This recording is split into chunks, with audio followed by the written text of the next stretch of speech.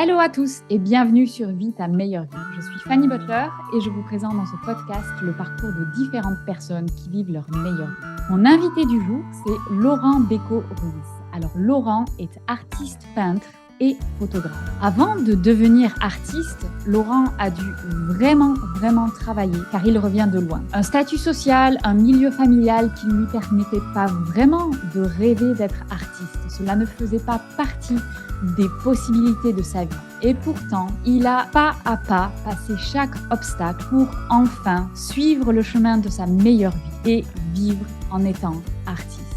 Laurent nous présente aujourd'hui son parcours, quelles ont été les transformations qu'il a dû opérer et comment il est arrivé à vivre sa meilleure vie. Je vous souhaite une excellente vie. Bonjour et bienvenue Laurent sur le podcast Vie ta meilleure vie. Alors Laurent, comment vas-tu aujourd'hui ? Bien, bonjour Fanny.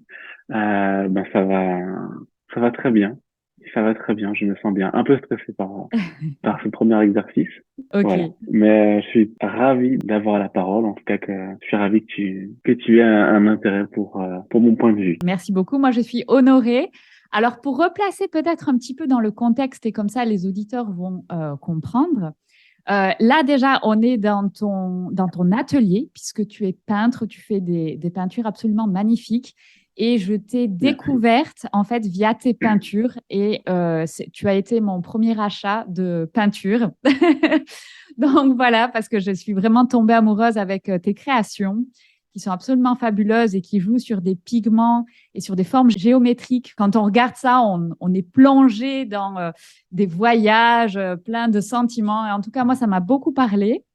Donc, est-ce que tu veux un petit peu décrire ce que tu fais aujourd'hui ? Alors, merci déjà pour ces jolis mots. Je peins. Ma peinture est un peu une réponse à justement à ma meilleure vie. C'est Ok. que j'ai commencé à peindre pour prendre du temps pour moi. C'est quelque chose que j'avais toujours voulu faire et d'un seul coup, je me suis mis à peindre vraiment sans absolument rien y connaître particulièrement. Et je pense que c'est un peu l'expression de tout ce que j'avais en moi et de tout mon parcours de vie dans un geste le plus simple, le plus épuré. Donc Ok. peut-être que c'est le meilleur endroit pour moi, en tout cas, de m'exprimer sans un mot, tout en laissant l'autre utiliser les siens et la Mhm. valeur de ses adjectifs, la valeur de ce qu'il ressent derrière chaque mot. Et comme tu dis, plonger dedans, plonger dans cette peinture, dans cette couleur, dans l'énergie qu'elle va convoquer Mhm. et que ça soit un peu comme un endroit de méditation finalement.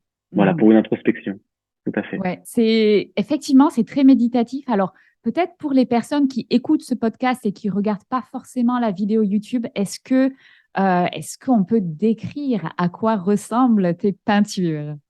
Alors, on peut décrire par un mot qui est relativement simple. C'est comme un quadrillage, voilà. Mhm. Donc ça va être la succession et l'empilement de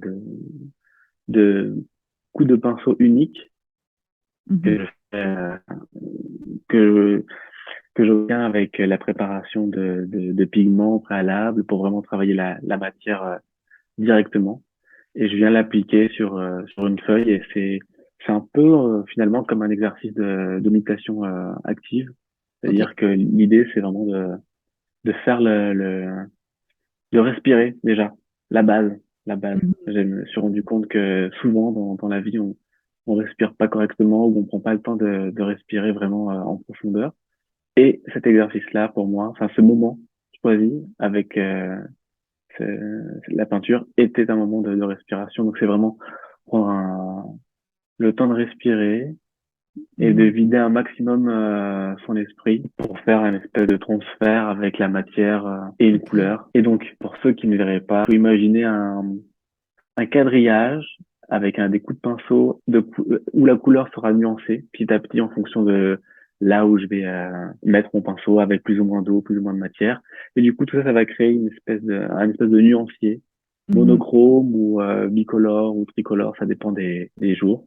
Et comme l'origine de la démarche était vraiment de prendre un temps pour soi, de calmer l'agitation dans la tête, on va voir que tout ce nuancier, ça va être comme un espèce de reflet du mouvement des pensées dans la tête.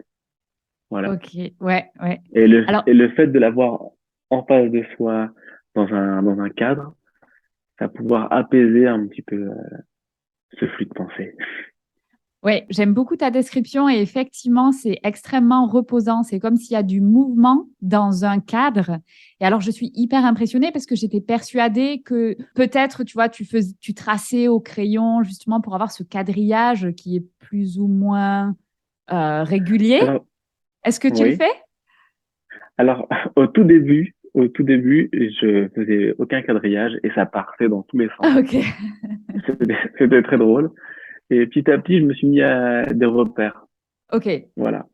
Et c'est marrant que c'est finalement une discipline qui m'a appris à découvrir ou redécouvrir la vie avec des petits tips par la pratique d'un art. En fait, c'est pour moi un art miroir. C'est une thérapie, en fait. C'est mon ok. coach. C'est dans le sens où, justement, finalement, ces repères, ça m'a permis de cadrer. J'ai fait pendant très longtemps de la photographie. Je fais plus de 10 ans de Ouais. photographie avec une vie de bohème. Et Mhm. j'avais un peu en moi cet idéal de l'artiste bohème, l'artiste rock'n'roll cliché, très attaché à sa liberté. Et finalement, en peignant, je me suis rendu compte que le cadre, c'est la liberté. Ok. C'est-à-dire que sur cette feuille blanche, voilà, elle a une surface limitée, la Mhm. longueur, largeur, mais à l'intérieur, je peux faire tout ce que je veux. Et Ok. surtout que je vais avoir un point de début et fatalement un point de fin. Ok. Et à travers, et dans ça, je peux vraiment mettre tout ce que je veux. Voilà. Peu Waouh. importe si c'est réussi ou raté, c'est pas grave. Au moins, j'aurais exprimé quelque chose et ça aboutit. Et Mhm. ce qui est Mhm. pratique, c'est qu'après, je peux le montrer finalement, je peux partager, je peux communiquer avec. Est-ce Et c'est que, quelque est-ce, chose que j'ai envie de transmettre. Ouais. ouais. Est-ce que tu considères que tu as des peintures qui sont ratées? Oui, oui, oui, Pourquoi? oui. Elles vont pas être ratées dans le moment passé. Mhm. Après, c'est juste de l'exigence sur la beauté. Mais ça m'est arrivé de garder des peintures que j'aimais pas trop, que je Mhm. considérais entre guillemets ratées, de les mettre de côté en me disant non, j'ai quand même pas jeté ça, je vais juste garder et je m'en servirai plus tard pour me dire tiens, regarde comment tu as progressé. Mhm. Et de les avoir quand même mis dans un feuillet lors des expositions et de les Ok. avoir vendus parce qu'en fait, finalement, à mes yeux, ils étaient ratés ou pas assez beaux, mais Mhm. aux yeux d'autres, c'était quelque chose d'attractif, de séduisant, de plaisant. Donc je me Ok. dis, voilà, c'est aussi encore un autre miroir de qu'est-ce que c'est que rater finalement. Ouais, ouais, ouais, tout à Tout fait. comme Mhm. quand on est dans une espèce de tourment où on broie du noir et on est dans son mental et on pense, on cogitera ma vie, mon futur, mon passé. Oh là là. Et dès qu'on change de point de vue finalement, bah non, tu te prends la tête en fait. Mhm. Change de point de vue et tu vas voir que finalement c'est pas raté, Ouais. c'est en process. Mhm. Il y a une phrase, et alors je ne vais pas du tout faire honneur à la personne qui a sorti cette phrase parce que je ne me souviens plus de qui c'est, mais qui dit que réussir sa vie, ça n'existe pas. La vie, on la vit, c'est tout. Donc, Ouais, il y a pas de réussite ou de raté, en fait. Il y a juste la vie. Et ça, c'est une voilà, phrase que j'aime exactement. beaucoup. Ouais. Et c'est cool que tu le dises maintenant parce que ça va permettre de pouvoir te dire un truc qui va me lâcher le truc, c'est que ton podcast s'appelle Meilleure Vie et forcément j'attends la question de qu'est-ce que c'est que la meilleure vie et justement une quête d'apaisement et d'instant présent et comme tu dis, ça se vit en fait, ça se vit et, euh, et j'ai souvent entendu dire que le meilleur est à venir parce que Mhm, finalement on apprend et ce mhm. sont des outils qu'on utilise pour encore façonner et améliorer. Voilà, j'aime bien cette idée-là. Ouais. Pour peut-être petite information, en fait, il y a aussi le spectacle de ta femme, je pense que vous êtes mariés, Tout à fait. qui s'appelle Meilleure Vie. Donc, Lisa, qui est venue sur le podcast, qui a eu l'extrême gentillesse de partager sa vision. Et en fait, meilleure vie, c'est vraiment, enfin, moi, c'est un concept que j'adore parce que Ouais. c'est juste vivre sa vie et pas vivre la vie de quelqu'un d'autre. Donc, c'est vivre en fonction de ce qu'on veut, de ses envies et des choses qui nous font vraiment vibrer. Parce qu'on est au jour, enfin, en tout cas, les gens de ma génération, on a été beaucoup drillés sur qu'est-ce que c'était une vie réussie, justement, qu'est-ce que c'est la Ouais. réussite. Ah ouais. Et au final, si on suit le chemin de cette définition-là, eh bien, on risque de passer à côté de sa vie à soi. Voilà, donc c'est ça le concept de meilleure vie, c'est de se dire, tu Ouais. marches sur ta vie à toi. Ouais, c'est ça. C'est écouter, être à l'écoute de son corps, de soi, en fait. Laurent, qu'est-ce que Oui. c'est? À quoi elle ressemble ta meilleure vie? De quels ingrédients tu as besoin pour toi sentir que tu es dans ta meilleure vie? Waouh. Et ça, c'est une sacrée question. Ça, c'était une sacrée question. L'ingrédient, ben, tu vois, tu parlais de ma femme tout à l'heure. C'est un ingrédient dans le sens où il y a de l'amour. Mhm. Et ça, la meilleure vie, ça se fait avec beaucoup d'amour. Ça se Ok. fait avec savoir le recevoir, Mhm. qui peut prendre du temps. Et c'est savoir aussi le donner. C'est savoir s'entourer aussi d'amis pleins d'amour. C'est savoir aussi aimer, même dans les différents, par exemple avec la famille, le temps de se faire accepter ou de leur faire comprendre que c'est ma voix et ma voix et je la fais. C'est l'essence. J'invente rien, pas grand, j'invente pas grand chose. C'est aussi être le plus dans l'instant, essayer de pas trop voir le, de pas trop penser au passé pour Mhm. pas trop perturber son futur. C'est-à-dire que Ok. souvent on voit le lendemain par rapport à comment on a pu vivre et parfois ça peut foutre la frousse si on est passé par des moments difficiles ou des tourments un Mhm. peu collants et de s'en Mhm. défaire. Ça passe par Ok. beaucoup d'acceptation finalement. Ouais. C'est de faire grandir l'amour en soi pour accepter vraiment toutes les facettes qui nous composent et de convertir ça en action en fait. Pas juste rester Ok. dans son état, mais je découvre que par exemple, avec la peinture, si j'ai appris quelque chose de l'ordre du spirituel ou du philosophique, ok, ça c'est cool, ça m'a beaucoup servi. Et en fait, le fait d'avoir trouvé cet ingrédient, cette petite recette, cette petite potion, Mhm. ça donne aussi envie de le transmettre. J'ai des idées de comment, mais c'est comment je vais inviter les gens à goûter cette Mhm. petite potion, comme ça, qui est de s'émerveiller, de méditer, de contempler, d'oser tenter une introspection un peu plus profonde. J'allais dire douloureuse, mais c'est pas forcément douloureuse, mais plutôt plus honnête, plus sincère, Ouais. en fait. Voilà. Ouais, ouais, ouais. Et l'honnêteté peut passer justement par avoir, enfin, en tout cas, faire face à des zones plus sombres, ce qui est plus difficile peut-être. Ouais, bah, de constater parfois qu'on on a mis en place des mécanismes qui sont superbes, parce qu'ils Ouais, permettent de nous excuser de tout pour ne pas ouais. avancer. Ok. En tout cas, pour pas se satisfaire. Ouais, ouais, ouais. Et est-ce que tu rêvais de cette vie-là, enfant, d'être artiste comme ça, en tout cas peintre? Est-ce que c'était un rêve d'enfant ou comment tu as pu exprimer ça? Ouais. Euh, Enfant, je me faisais beaucoup de films dans ma tête, Ok, je m'inventais plein de personnages à côté de moi. J'ai pas eu un parcours scolaire super, très ok, valorisant, et, euh, et je crois que toutes les étapes de mon enfance et de ma vie m'ont amené inévitablement à devenir artiste. Et c'est vraiment petit à petit que bah, j'ai découvert la photo déjà dans un premier temps. Après, ce qui est très drôle, voilà, l'autre jour, je suis allé chez mes parents parce que j'ai plein de cartons, parce qu'on a beaucoup déménagé et j'ai plein de cartons. Et ce qui est ok. très drôle, c'est que dans chaque carton de l'époque primaire, de l'époque collège, de l'époque lycée, dans chaque carton, il y avait des pinceaux. Ah Et ouais, je me dis, ben, ok, c'est quand même super dingue. C'est comme si ok. j'avais été le petit poussé de moi-même et que j'avais mis des Ouais, indices comme ça ok. et je me dis, bah, c'est marrant finalement, en fait, peut-être que mon cerveau, au bout d'un moment, s'est dit, tiens, mais vas-y, en fait, vas-y, tente, Mhm, fais-le, mhm, au moins juste pour toi, pour kiffer dans ta petite bulle intérieure et de vider ton sac avec cet mhm. outil-là. Ok. Et puis la rencontre avec Lisa qui m'a dit, ah, mais attends, mais Laurent, c'est super beau ça. Faut que ça sorte. Faut que ça sorte de chez toi, faut que ça sorte de ta chambre, faut que ça sorte d'ici. Et c'est Ok. comme ça que j'en suis arrivé là. Ouais. Ok. Alors, est-ce que tu peux nous reprendre un petit peu par la main et justement, on va essayer de comprendre un petit peu ce qui se passe dans la tête du jeune Laurent et quel a été ton parcours un petit peu plus en détail. Donc, pendant l'enfance, tu disais tu avais retrouvé ces pinceaux, mais est-ce que tu peignais ou pas du tout? Tu étais quel type Pas d'enfant? du, pas du tout, pas du tout. Alors, vous prendre par la main, madame, pour vous raconter mon histoire. Alors, j'ai grandi à La Réunion, à l'île de La Ok, Réunion. ok. Donc, j'ai passé ma petite enfance là-bas donc c'était merveilleux. Mhm. Je pense que c'est là que tout a commencé pour moi, en tout cas, de l'émerveillement de la nature, la contemplation de la beauté. Tes parents travaillaient là-bas, en fait, c'est ça? C'est pour ça que vous avez grandi Voilà. là-bas? Non, pas du tout. Mon père est français et ma mère est péruvienne. Donc déjà, j'ai D'accord. grandi avec deux cultures, deux nationalités, deux OK. langages. Comment ils sont allés vivre à l'île de la Réunion alors? Parce que en plus, j'imagine qu'il doit y avoir une histoire incroyable. Français, péruvien, île de la Ouais, Réunion.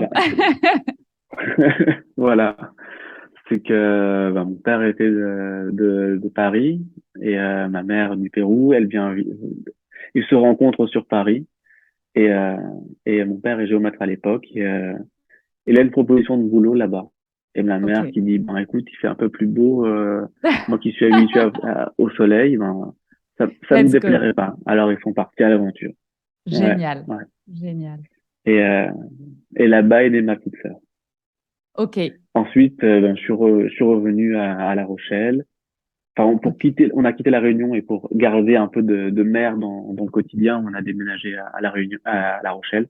Tu avais Et quel de La âge? Rochelle, j'avais 7 8 ans, pardon. OK. Et ça s'est pas bien passé pour moi. Non, Ouais. ça a été très difficile. Euh, L'acclimatation, on va dire, Ouais.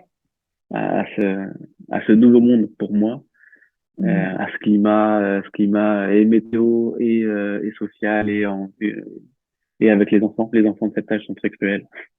Et, OK. euh, et ensuite, j'ai déménagé en Île-de-France, dans la banlieue D'accord. sud, Le... Le choc, non? et j'ai retrouvé le choc, et puis j'ai retrouvé un petit peu cet univers cosmopolite OK. dans, dans l'univers de la banlieue, des cités, de tout ça. OK. C'était notre, donc j'ai passé de monde en monde, d'univers en univers, de climat en climat. Et après, j'ai découvert Paris, et là, c'était un peu plus une autre aventure. Et j'ai découvert OK. la photographie. Et, OK. et ça m'a permis de commencer ma vie de vagabond individuel. D'accord.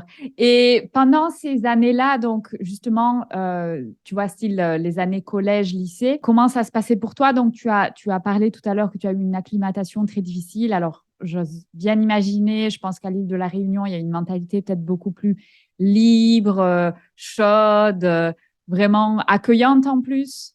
Et tu as le choc de revenir. Comment ça se passe? Est-ce que tu étais bonne élève? Est-ce que l'école t'intéressait ou comment ça se passait pour toi?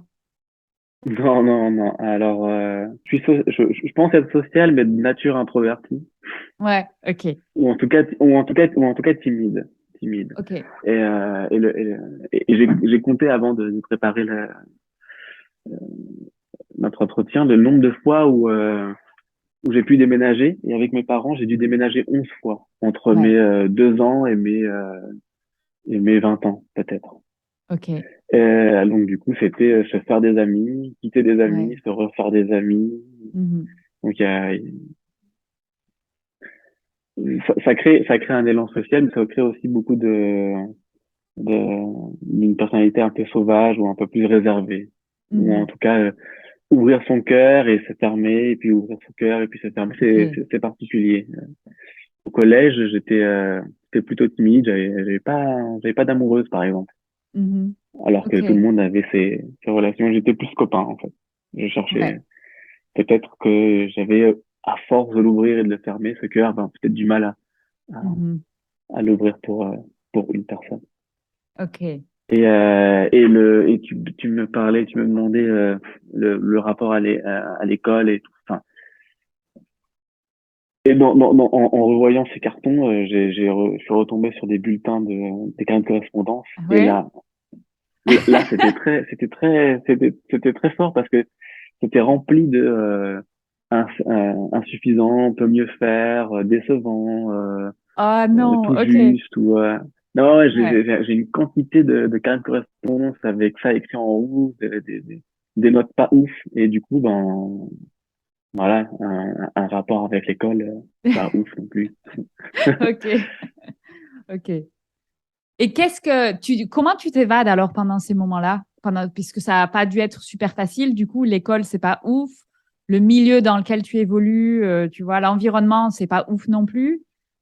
Donc, qu'est-ce Ouais, que tu fais qui fait que tu tiens le coup, quoi? j'écoute de la musique. Ok. J'écoute beaucoup de musique. J'écoute beaucoup, beaucoup de musique. Je, comme je l'ai dit, j'ai la chance d'avoir de culture, donc Mhm. deux écoutes musicales entre la musique latine et la musique française. Et à cette époque-là, mon père écoutait un peu de rock, alors j'écoutais ses cassettes. Mais je Mhm. comprenais pas, en fait, parce que les cassettes qu'il avait, c'était du rock, mais la musique qu'il écoutait, c'est de la musique classique. Donc, pour Ok. moi, il y avait un décalage, mais du coup, ça m'a ouvert la musique classique et un peu de rock. Et du coup, à cette époque-là, il y a aussi l'arrivée du rap. Et donc, du coup, j'écoute beaucoup de rap, beaucoup de hip-hop. Ok. Ok. Euh, et parce que ma mère est péruvienne et que bien, il y a aussi beaucoup d'amis à elle qui sont aux États-Unis, Mhm. j'arrive aussi à avoir de la musique des États-Unis en exclu. J'étais très, très fier de ça. Et, Waouh. et à Privilégié. écouter et écouter beaucoup de musique et très éclectique, en fait. Mhm. Avec, Ok. et en fait, tout ça pour dire que c'est un peu ce qui m'a permis d'avoir une certaine ouverture d'esprit, une ouverture sur les styles, en fait. Ouais. Ok. Ok. Et comment ça se passe une fois que tu termines après ton bac? Hmm, d'accord. Ouais. Euh, après mon bac, je fais partie de ceux qui ont fait beaucoup qui ont continué l'école pour faire plaisir aux Ouais. parents. Ok. Voilà. C'était pas mon diplôme, c'était leur diplôme. Ouais. C'était, Ok. je le fais pour moi, mais alors je passe, en fait, c'est là où je me suis envoyé. En fait, c'est l'impression de le faire pour soi, mais en fait, le faire pour rassurer les Ouais. parents. Voilà. Mhm, mhm, mhm. Et ce qui est très drôle, c'est qu'après le bac, je sais pas du tout, je sais toujours pas ce que je veux faire. Comme 90% Comme des beaucoup, jeunes parce de que bah en cet fait, âge. on est en fonction de. Je pense que ouais, il faut être touché par la grâce et avoir une vocation directe pour savoir ce qu'on veut faire à cet âge-là, parce qu'on est encore vraiment des enfants encore Mhm. à cet Tout à âge-là. fait. Ouais. Ce qui était sûr, c'est que, que comme beaucoup, j'étais très fâché avec le monde scientifique, avec les Ok. maths et la physique, et je me suis tourné vers le monde du service tertiaire, voilà, D'accord. pour aider, Ouais. voilà. J'ai eu la chance de Ok. trouver une école qui me prenne, parce qu'avec les notes que j'avais, c'était toujours un peu ric-rac pour me faire intégrer dans d'autres. Et du coup, ben, inconsciemment, ça crée des sous-couches derrière sur Mhm. comment se valoriser, comment prendre confiance. Ouais. Ouais. Ça, c'est très important. Il y a une Donc, énorme responsabilité peut-être de l'univers de l'éducation. ouais. Donc, tu sens qu'une estime de toi-même qui est plutôt basse du fait de voilà ce parcours un peu où finalement c'est juste que voilà ça t'intéressait pas vraiment quoi ce que tu faisais à l'école. Ouais. Non, pas vraiment. En fait, j'ai la chance que mon père m'ait amené dans plein de musées Ok, et de m'avoir transmis ce goût de la curiosité. ok, Et ça, c'est ce qui m'a toujours sauvé. C'est ce qui m'a toujours fait relativiser. Ou j'ai toujours, parmi, on va dire, 5 matières, privilégié une et me dire, tiens, ça, c'est plus intéressant que d'autres. mhm. Ou par exemple, j'ai eu des cours de latin. Latin, Ouais, quoi. Boring. Mais la prof avait compris que moi, c'était pas du tout mon truc. Cependant, les cours de civilisation, mhm. ça, c'était intéressant. Le côté Ok, culture G, le côté mythologique, le côté ouais, civilisationnel de ça. Ça, c'était chouette. Et après, donc pour revenir après le bac, j'ai fait STT. Je sais pas du tout à quoi ça correspond aujourd'hui. Donc j'ai eu un bac STT. Et après le bac, qu'est-ce que je vais faire? Oui, j'ai fait du tourisme. Je fais du tourisme. Voilà. Je me suis dit, qu'est-ce qui me plairait? Les langues, les voyages. Voilà. Donc ok, j'ai été agent de voyage. ok, Ça a été mon premier métier officiel.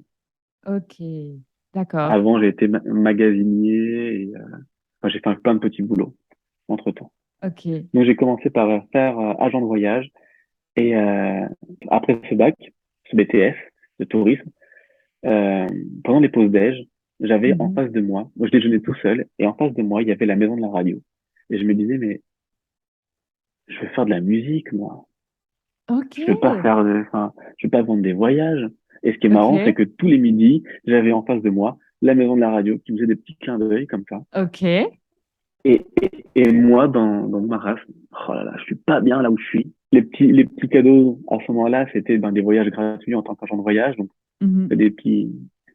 Mais voilà, on est déjà dans l'univers du voyage. Ok. Et alors, la musique, est-ce que tu as suivi ces Et, premiers clins d'œil? et alors, et alors pour continuer, je finis mon cursus de tourisme. Super, je l'ai pas en plus. Il me manque 0,5 points pour avoir mon diplôme. Oh non. Yes, Ouais, ok. ouais. Yes. Le gars le voulait vraiment, vraiment pas, quoi. Et, après, j'ai essayé de le repasser en candidat libre. C'était de catastrophe en catastrophe. Et après ça, après avoir passé ce BTS, je suis allé au Pérou Ok, pendant 4 mois. Et en revenant, je me suis dit, mais en fait, j'ai toujours voulu faire de l'audiovisuel. ok. Alors, ce que je vais faire, c'est que bon, j'ai pas assez d'argent pour me payer une école audiovisuelle. Je suis Mhm. pas assez pauvre pour avoir des subventions. Alors, je me Ok. suis bricolé un dossier pour faire, comment on appelle ça, une reconversion ou faire une formation qui en un an voit ce qu'on fait en trois. Ok, Donc, une formation d'audiovisuel. Et du coup, je me suis ok, dit, OK, je vais faire de la post-prod musicale, je vais faire tout ça. Je vais faire de la musique pour des films, pour des courts-métrages. Voilà. d'accord. Et je rentre dans ce cours d'audiovisuel et je découvre la photographie. Ok, ok, Du coup, j'ai un cours de photo, je fais des photos, et le prof me dit, mais me prête carrément un appareil photo qui, pour moi, j'aurais jamais eu idée d'avoir ce type d'appareil photo, beaucoup trop onéreux, Mhm. professionnel, impressionnant. Et j'aime bien l'anecdote du fait que quand je commence cette Mhm. formation, j'ai un accident de scooter. Ok, Voilà. Bim, bam, boum. Et donc, je fais cette formation. Petit à petit, le son. J'ai entre-temps eu une rupture amicale avec mon acolyte musical. ok. Voilà. Ça a été aussi une des étapes très, très marquantes dans ma vie. Parce que On était un. tu faisais de la Parce que musique avec avec un une personne, binôme, ok, voilà, et exactement. Ouais. ok, et il y a une histoire et ça se passe mal et vous ne travaillez plus Voilà. ensemble, c'est ça? Ok, ok. Non, non. Et, euh, et je finis cette formation audiovisuelle et donc du coup j'ai un goût très fort pour la photo, la musique est un peu est bien plus derrière, super. Mais maintenant que j'aime la photo, il me faut un appareil photo et un Ouais, ordinateur, mais j'ai pas ça. ok. Et bim, le chèque des indemnités de l'accident du début de l'année me Oh, permet de m'acheter mon matériel. génial. Ok, Voilà, waouh, c'est marrant comme, tu sais, tout s'imbrique comme ça, toutes les pièces du tout puzzle s'imbrique. se Oui. mettent à bien fonctionner. Et alors, avant de démarrer sur l'étape photo, comment ça s'est passé dans ta famille, tu vois, le système, enfin, c'est-à-dire que ton milieu familial, il comprenait tes décisions ou parce qu'il y a eu une certaine forme de pression qui était, enfin, à toi de nous dire si c'était forte ou pas Ouais, ouais, pour ouais. faire ces études. Ah oui. Mais comment ça se passait, tu vois? Est-ce qu'ils ont compris ton trajet? Euh, je crois que ça les a crispés un peu. Ouais. Ça les a, enfin, crispés, c'est d'être un peu méchant, mais ça les a inquiétés un peu. Mhm. Parce que depuis toujours, j'avais cette remarque, non, mais tu vas pas faire de l'audiovisuel. L'audiovisuel, c'est le chaume-duc, fils. Ouais, ok. Ah, c'est- mince. Alors, ils ont dit, ouais, fais, de toute façon, ça ne coûte rien, je fais. Ouais. Mais j'ai toujours eu derrière, ma mère en train de me dire et si tu faisais une formation pour enseigner les langues, si tu donnais des cours d'espagnol ou des cours de Ouais. je sais pas. Ouais. Donc, Oui, donc, ouais. oui, Pas oui, vrai. mais non en fait. Ouais, non, ça va Pas- pas. Tu vois, je suis en train de faire autre chose et ça c'est Ouais. pas ce que j'ai envie de faire. Ça c'est Ouais. ton truc à toi, qu'elle était prof. Ouais. Donc ceci explique Ouais. cela. Et donc à toujours à me dire et si tu faisais autre chose et si tu faisais quelque chose d'autre. Pas forcément en plein temps, mais en parallèle, tu vois, histoire Mhm, mhm. de venir, que eux viennent avec leur, leur bulldozer ou leur tractopelle, pousser leur lopin de terre sur, sur moi, mes envies, Ouais, et ouais, prendre un ouais, peu plus de place. Et donc, du coup, ça a toujours été vraiment un exercice de foi, finalement, ouais. de se dire, OK, je comprends, ça vous inquiète, mais c'est pas ce que vous me proposez, ça me va pas. Et j'ai envie d'aller plus loin dans mes désirs, dans mes envies, dans cette voie, dans ce qui m'appelle, dans ça, en fait. Comment tu...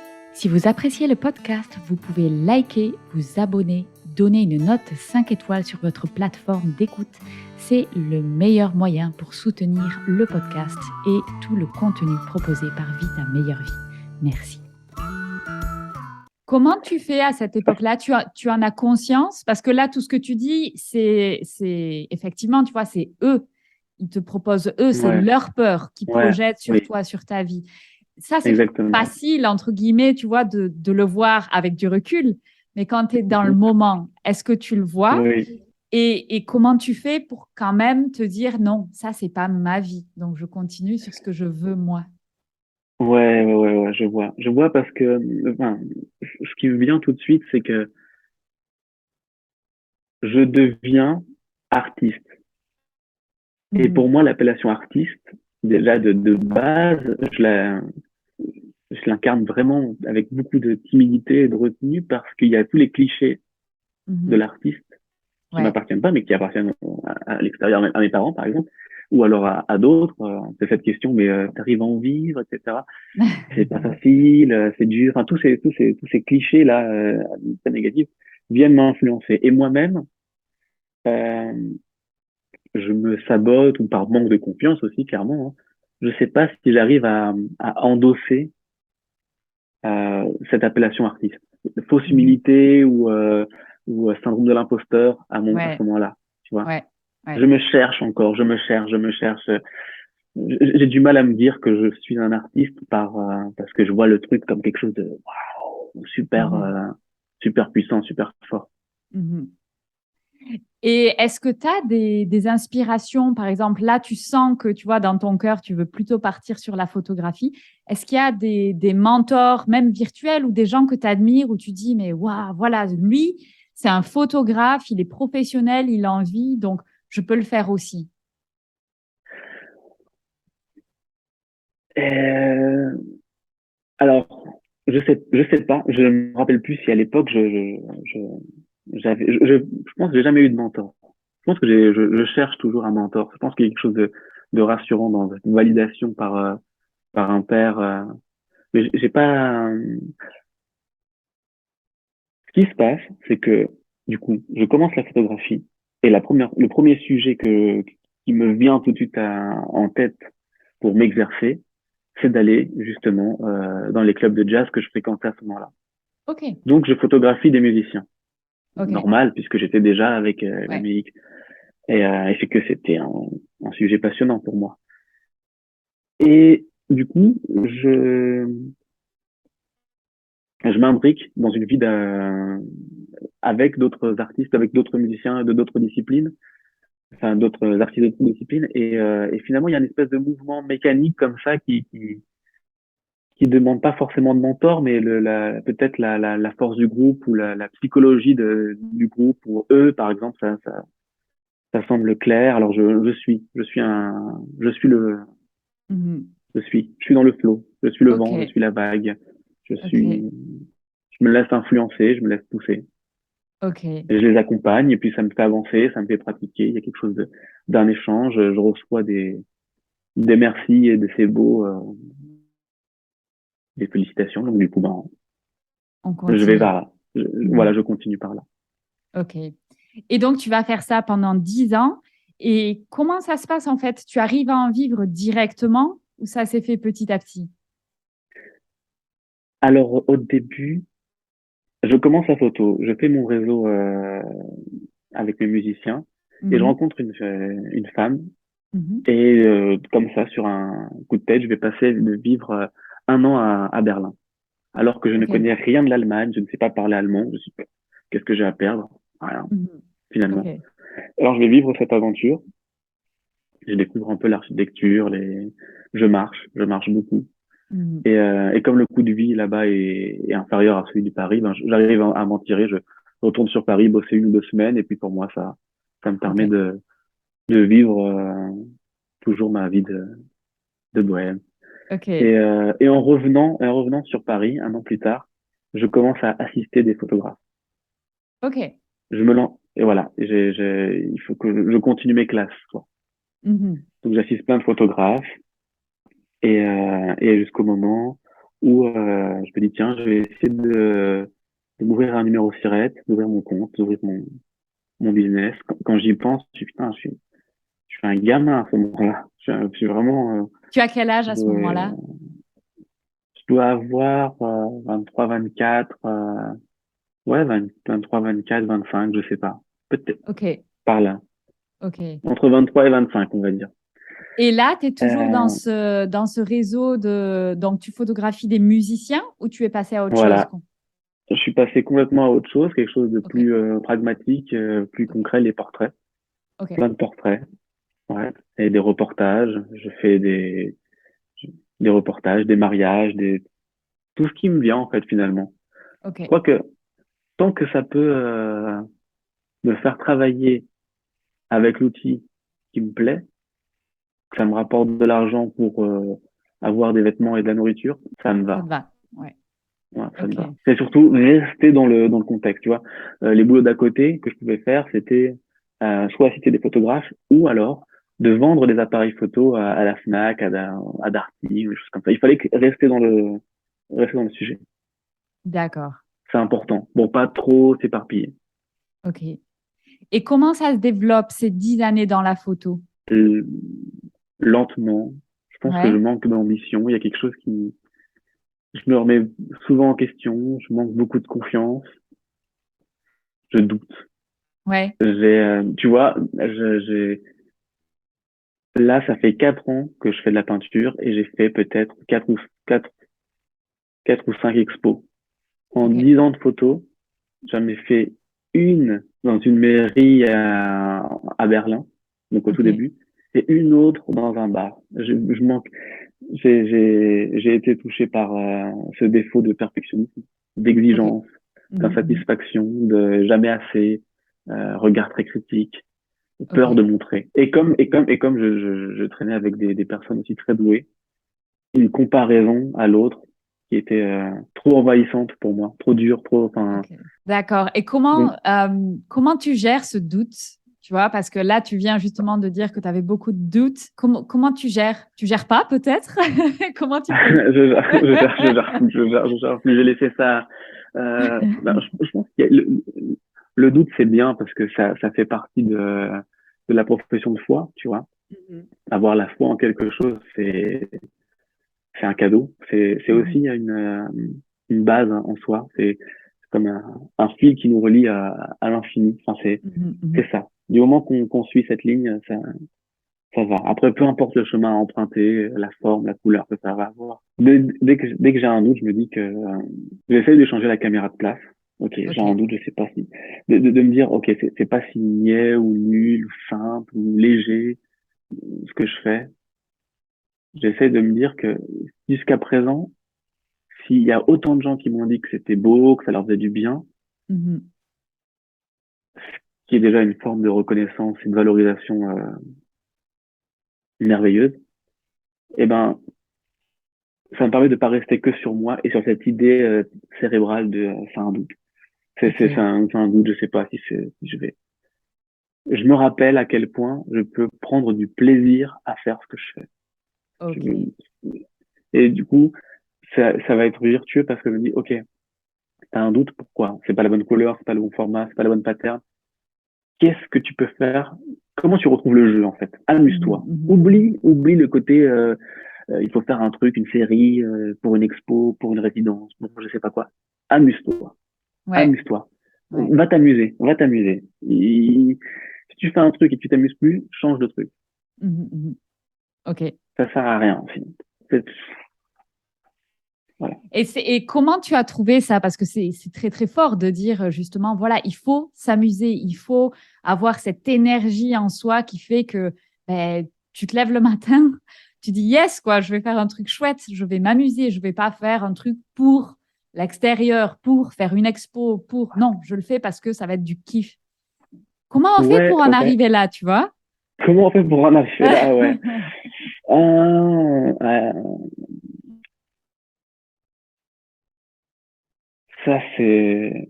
Est-ce Parfois, que... parfois, on vit des choses et on se rend pas compte et parce que les choses s'enchaînent et puis il y a un bon matin, on se réveille et on regarde vite fait derrière.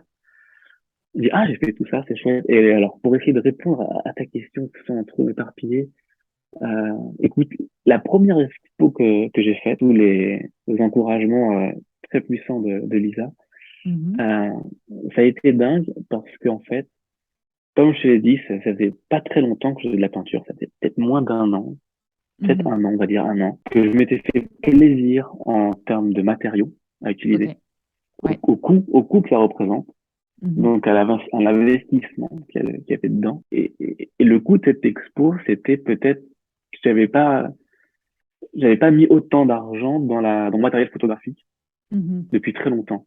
Ok, Donc il y avait déjà un énorme élan d'amour de me faire des cadeaux en ouais. faisant cette expo. Je flippais beaucoup. Ce qui s'est passé, c'est qu'en une heure de temps, j'avais amorti. En une heure d'expo, j'avais vendu de quoi être à solde zéro et de faire du Waouh. positif, du Ok, positif et du positif. Et ouais. donc, j'ai reçu cette douce vague d'amour sur moi qui donne confiance, Ouais. qui dit, ben, ça valait le coup. Et la première expo s'appelait Plonger dehors. Ok, Voilà. waouh. Ouais. Titre aussi très, très, très, très inspiré trouvé d'ailleurs par Lisa. Voilà, Ah, c'est me montrer, sortir de ma tanière, de ma grotte, de ma forêt, de ce côté intérieur. Voilà, donc déjà, sur la jauge de 100% de doute, il y a un bon 50 ouais. enfin, il y a un bon 30 ou 40 qui vient d'être cramé. Hop.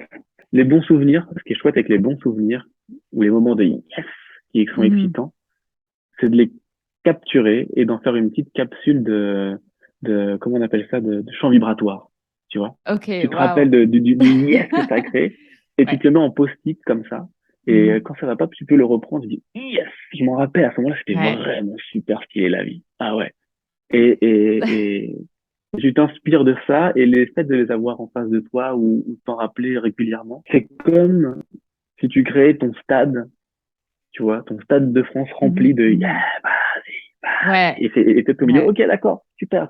Tu crées cette foule en toi de joie, de motivation, et ça te permet de te connecter à pas que toi, Ouais. ce qui est particulier quand tu es artiste, parce que quand tu fais des recherches, tu bricoles t'es dans ton laboratoire, dans ton intellect, dans ton pensée, Mhm. dans ton Mhm. Mhm. parcours, dans tes souvenirs, dans ta vie, dans tes tourments, dans tes joies. Et moi, par exemple, qui ai toujours eu des difficultés à m'exprimer, ben, j'ai réussi à trouver un langage non verbal, Mhm. tout de suite bien interprété par rapport au retour que j'ai eu sur mes peintures et me dire, OK, ben, j'arrive à exprimer quelque chose Ouais. avec ça. Poste après poste, expo après expo, ben, je retrouve ça. Et il y a d'autres rencontres, du coup, qui viennent m'encourager et qui me poussent Ouais. à coller de plus en plus de post-it. Ouais. Vas-y, Ouais. mec. C'est vraiment, vraiment génial ce que tu dis, parce que pour moi, il y a deux choses. La première, c'est ben, même si tu as peur, il faut quand même y aller à un moment donné. La peur ou le doute, tu vois, ne justifie pas de ne pas le faire. Et en fait, à partir du moment où tu fais ce premier pas, il y a un peu un effet boule de neige. Et alors, ton exercice de mettre sur des post-it, en fait, est génial parce que dans la formation que je propose, en fait, sur comment développer l'estime de soi, il y a un exercice qui s'appelle la boîte à cookies. Et ce que tu expliques, c'est Ouais. beaucoup plus Mais ça poétique. marche Mais très donc, bien. Ouais. Ouais. donc, la boîte à cookies et chaque cookie, en fait, c'est un souvenir, c'est ton post-it à toi. C'est un souvenir, une Ouais. expérience, quelque chose qui s'est bien passé. Et tu le mets dans ta petite boîte à cookies. Et quand tu commences à avoir des doutes ou des choses dans ta vie voilà, qui font que, oh mon Dieu, j'ai peur, je doute que je puisse y arriver, et ben, tu reprends ces moments-là et tu te reconnectes à ces instants qui ont été des pures réussites. Et comme tu l'avais dit, ce champ vibratoire, cette énergie que tu as eue à ce moment-là, quoi. Donc, c'est génial. Toi, tu l'as Ouais. fait Ouais. naturellement, quoi. Génial. Ouais. Oui. Et c'est vrai que avec la peinture permet ça, en fait, parce que c'est mettre dans la matière, en fait. Ouais, ouais. Et ça, je pense que ça fait partie peut-être du processus d'atteindre une meilleure vie. C'est que Ouais. d'avoir des pensées ou de dire tiens, je vais penser à être meilleur ou je vais penser à faire comme ça pour me sentir mieux, c'est une chose, mais de pouvoir l'inscrire dans quelque chose de matériel, Mhm. ça aide. Ça aide Ouais. à sortir la pensée, de la voir et de la remettre dans son corps, ou Mhm. avec son corps, avec son mobilier, son Mhm. intérieur. Voilà. Ouais. Ok. Donc là, si on reprend juste un tout petit peu la chronologie, tu as fait 10 ans de photographie. Et est-ce que Oui. tu peux juste nous expliquer, en gros, cette transition, comment s'est passée la transition entre la photo et la peinture? Comment est arrivée la peinture dans ta vie? Parce qu'on n'a pas, on ne sait pas encore ça. On sait pas encore, on sait pas encore. Quand j'étais photographe, je faisais que de la photo. Et Ouais. finalement, je me suis vite retrouvé dans le mode de vie où j'avais pas forcément de hobby ou d'activités sportives à côté ou d'autres activités associatives à côté. C'était ça ma vie, c'était ça Ouais. bosser de la photo. On rencontre plein de gens de toute façon et puis euh, faire la fête, faire des photos, chiller le week-end, sortir, aller dans les concerts, les cinémas. Et je cherchais un truc, un hobby en parallèle et je voulais faire ça, je voulais apprendre. Et Mhm. la compagne que j'avais à l'époque, elle savait faire ça. Ok. Et je lui ai demandé de m'apprendre. Ça a été très difficile, m'a jamais appris. Mais je la voyais faire et ça me donnait envie. C'était juste là à côté. Mhm. C'était pas dans ma vie, mais dans la vie de la personne qui m'accompagnait dans la vie. Ouais, ouais, ouais, Et donc à côté, c'était juste. ouais. Et on n'a jamais pris ce temps d'apprendre plus techniquement. Et je crois que la bonne nouvelle dans tout ça, c'est que après, quand cette histoire c'est fini, je me suis dit, ben, si tu veux apprendre, Mhm. apprends. Et si tu Ok. trouves personne pour t'apprendre, apprends par Apprends. toi-même. Mhm. Donc, je suis allé au magasin, j'ai pris, voilà, je vais faire de l'aquarelle. Donc, c'est les godets qui sont là. Les petits godets, c'est des petits cubes Mhm. avec la peinture déjà prête, les pinceaux. J'ai pris des petits pinceaux. Quel est le meilleur papier, s'il vous plaît? Celui-ci, j'achète.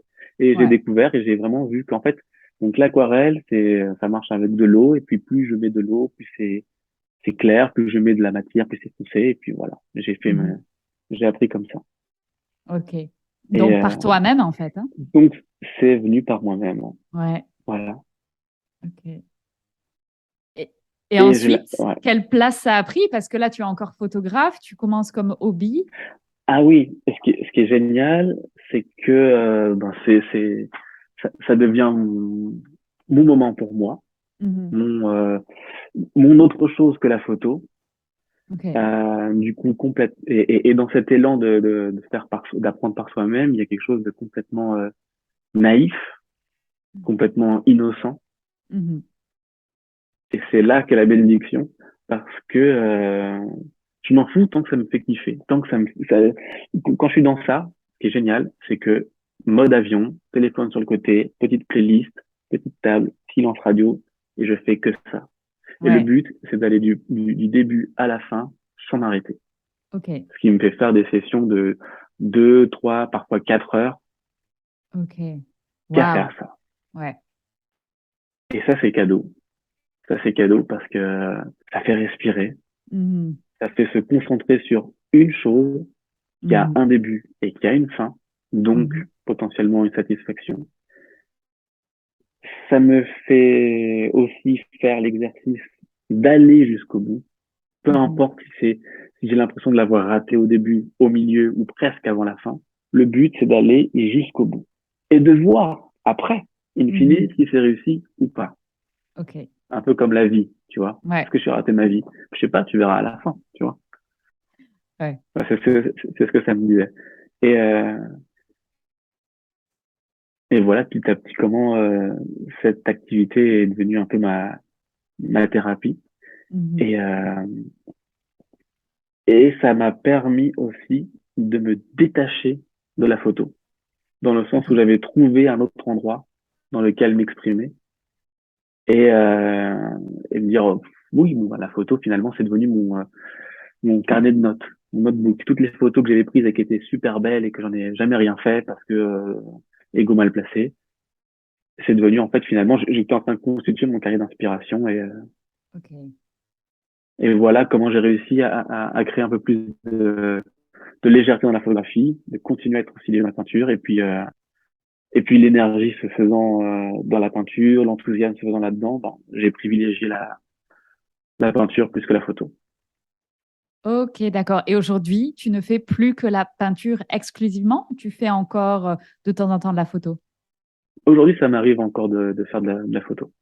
Et c'est Ok. d'ailleurs ce qui va venir créer de la trésorerie sur la peinture Ouais, quand j'en ai besoin. ouais, ouais, ouais.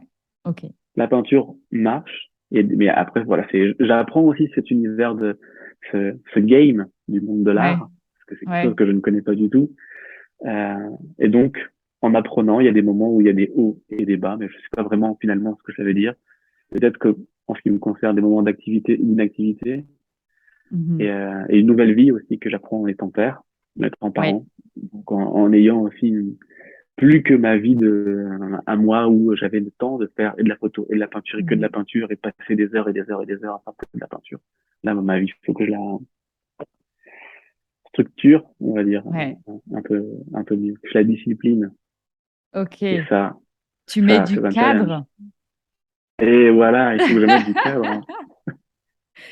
Et justement, est-ce que tu peux nous expliquer comment ça a changé ta vie de devenir papa? C'est plus moi et ma vie de bohème, c'est Mhm. moi, ma vie, la vie de mon enfant, la vie de ma femme, la vie d'équipe, en fait. Mhm. C'est une vie d'équipe, c'est une vie d'équipe, donc il faut broder avec ça, avec les humeurs de chacun, les envies de chacun, les besoins de chacun.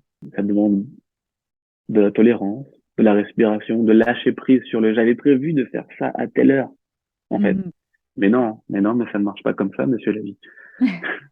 Voilà, bébé se réveille la nuit. Et oui, de Ouais, gérer la ouais, fatigue, parce que la ouais. fatigue, ça peut créer des idées noires, ça peut Mhm. faire parler pas forcément très gentiment, Mhm. Mhm. ça peut pas être sympa la fatigue. Donc du coup, gérer ce facteur-là. Ok. Et en contrepartie, il y a ce regard de l'enfant qui Mhm. est absolument droit dans les yeux, dans le présent, dans c'est que maintenant Mhm. que ça compte, que ça joue. Mhm. C'est Edgar Tolle en permanence qui t'enseigne l'instant présent Mhm. et l'amour comme ça, le besoin d'avoir deux bras pour se balader, Mhm. pour découvrir le monde et du coup ça stimule à montrer ce qu'il y a de beau dans le monde ou Ok. autour. Au niveau de ta peinture ou de l'inspiration, est-ce que le fait de devenir papa, ça a eu un effet? Oui, naturellement. Après, plus dans le fond, Mhm. dans la force du fond, c'est-à-dire le temps que demande l'attention et le soin à l'enfant, c'est du temps en moins pour peindre et du coup, ça demande une certaine forme de fulgurance pour essayer Fulgurance. d'être le plus connecté à moi sur l'instant, même si ça marche pas toujours comme ça.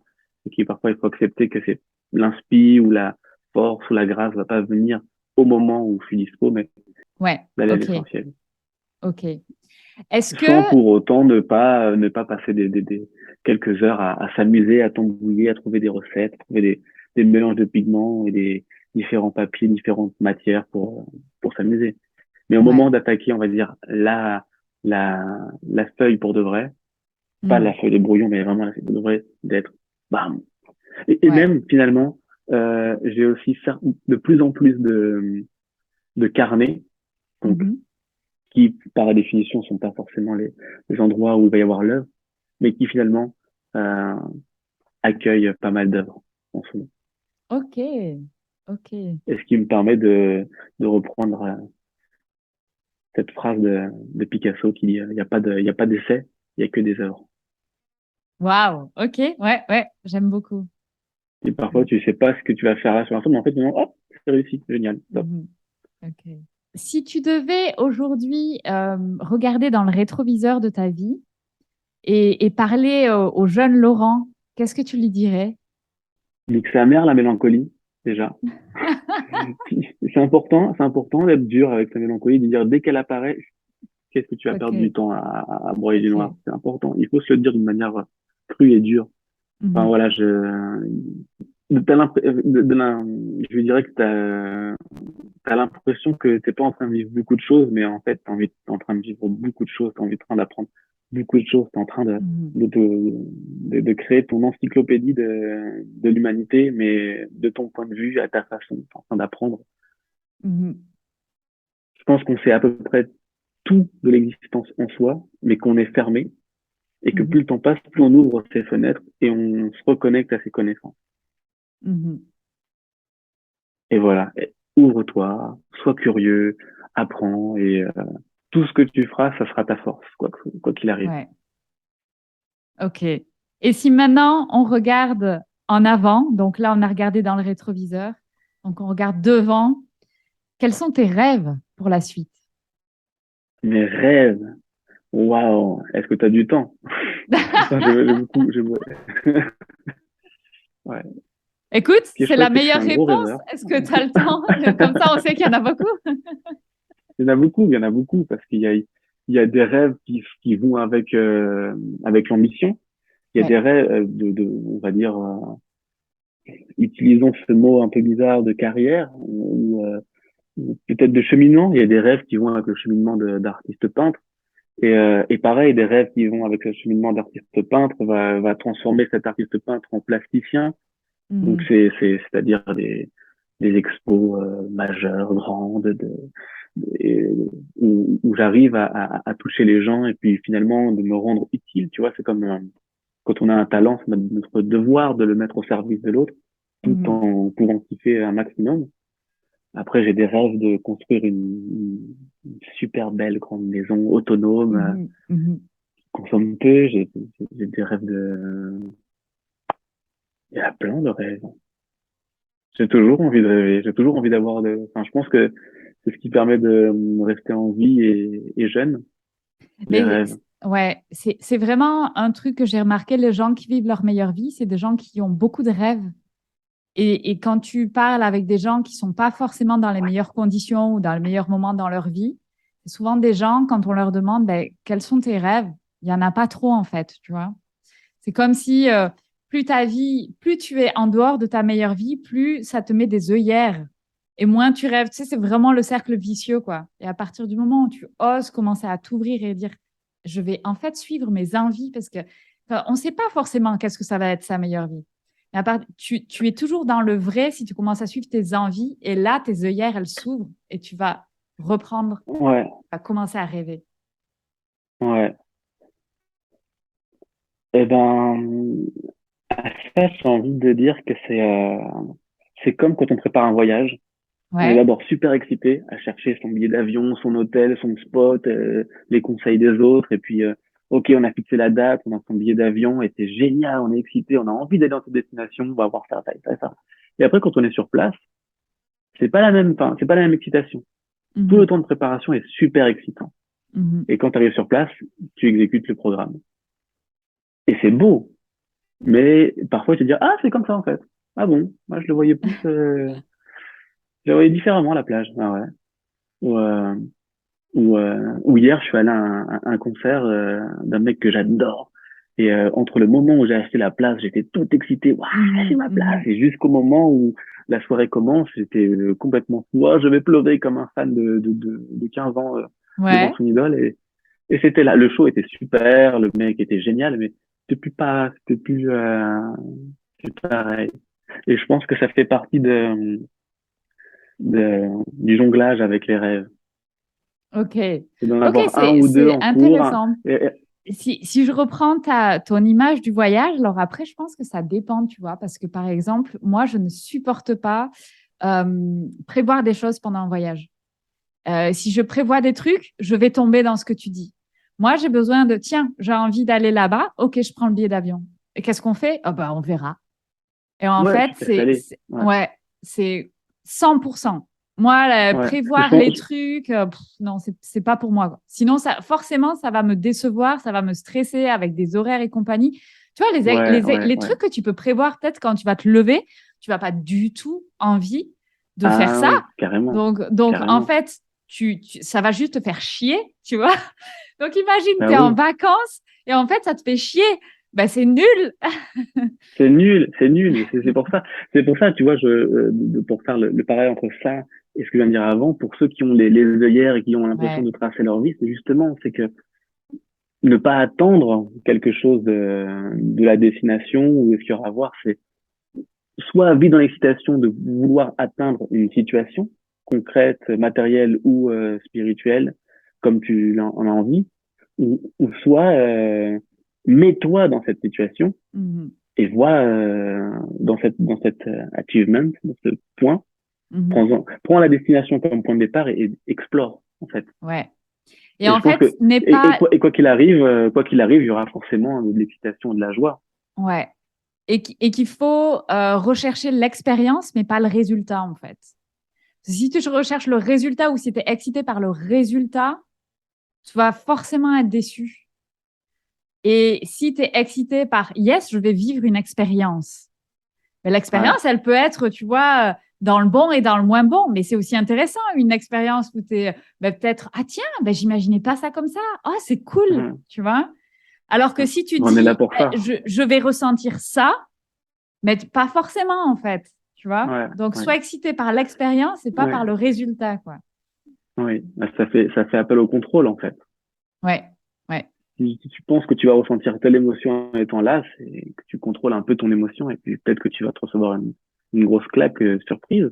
Ou Ouais. peut-être que finalement, oui, ça va être comme ça parce que finalement, c'est pas vraiment là que qu'il fallait que tu sois pour kiffer de ton point de vue. Mhm. Ouais, Ouais, absolument. Et ouais. Laurent, je vais te poser la dernière question, signature du podcast. Alors, qu'est-ce que tu conseilles aux gens qui écoutent le podcast pour qu'à leur tour, ils marchent sur le chemin de leur meilleure vie? Mon conseil pour une meilleure vie, c'est de changer la caméra de place, Mhm. changer la perspective, de se regarder, d'être assis en face de son miroir et de placer la caméra comme si la caméra voyait le miroir et soi-même. Et Mhm. de raconter l'histoire qui se passe depuis cet endroit-là. Ouais. Et de voir ce qui se passe. Qu'est-ce qui se passe à l'intérieur? Comment on arrive à s'écouter, à se comprendre? C'est important. Hein. C'est comme dans l'amitié, on a envie que l'écoute, c'est ce qui est le plus important. Donc, devenir ami avec soi en s'écoutant, en se moquant de soi-même aussi. C'est important Mhm. d'avoir de l'autodérision. Mhm. Et en rigolant d'un idéal qu'on trouverait, tu vois. Finalement, quelle serait la solution pour aller mieux maintenant? De trouver la solution la plus folle, mais de la retenir et finalement d'en faire un lieu de destination Mhm. et de respirer, quoi. La base, la base, c'est Respirer. respirer. Ouais. Mhm. OK.